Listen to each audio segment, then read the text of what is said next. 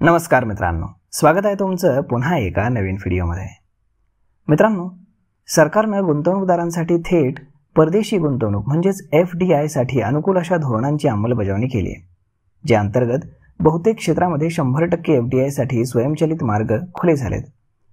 भारताला एक आकर्षक आणि स्पर्धात्मक गुंतवणूक म्हणून टिकवून ठेवण्यासाठी नियमित या धोरणाचा आढावा घेतला जातो। या धोरणामुळे थेट परकीय गुंतवणुकीमध्ये सातत्याने वाढ होताना दिसते। आर्थिक वर्ष 2013-14 मध्ये थेट परकीय गुंतवणूक ही 36 अब्ज डॉलर इतकी होती, ती 2024-25 मध्ये वाढून 81 अब्ज डॉलर पर्यंत पोहोचली आहे। थेट परकीय गुंतवणुकीमध्ये सेवा क्षेत्राचा सर्वाधिक जास्त वाटा आहे। आर्थिक वर्ष 2024-25 मध्ये एकूण गुंतवणुकीपैकी सेवा क्षेत्राचा वाटा हा 19% एवढा मोठा आहे। त्यानंतर कम्प्युटर, सॉफ्टवेअर आणि हार्डवेअर याचा नंबर लागतो। या क्षेत्राचा थेट परकीय गुंतवणुकीमधील वाटा हा 16% आहे, तर ट्रेडिंगचा वाटा 8% असून हे क्षेत्र तिसऱ्या क्रमांकावर आहे। आर्थिक वर्ष 2023-24च्या तुलनेमध्ये आर्थिक वर्ष 2024-25 मध्ये सेवा क्षेत्राच्या गुंतवणुकीमध्ये तब्बल 40% वाढ झालेली होती। ही थेट परकीय गुंतवणूक 6.64 अब्ज डॉलरवरून 9.35 अब्ज डॉलर इथपर्यंत वाढली होती।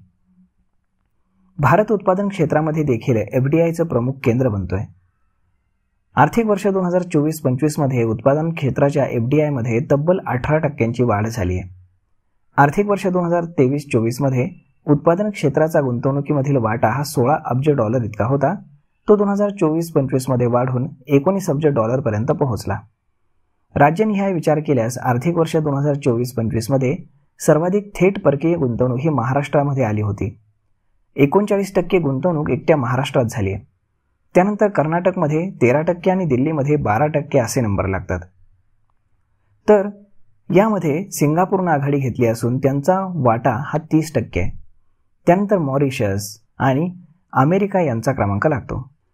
गेल्या 11 आर्थिक वर्षांमध्ये म्हणजेच 2014 ते 2025 या काळामध्ये भारतामध्ये थेट परकीय गुंतवणूक ही 748.78 अब्ज डॉलर इतकी झाली आहे, जी मागणी 11 वर्षांच्या तुलनेमध्ये म्हणजेच 2003 ते 2014 यापेक्षा तब्बल 143% वाढल्याचं आपल्याला पाहायला मिळालं।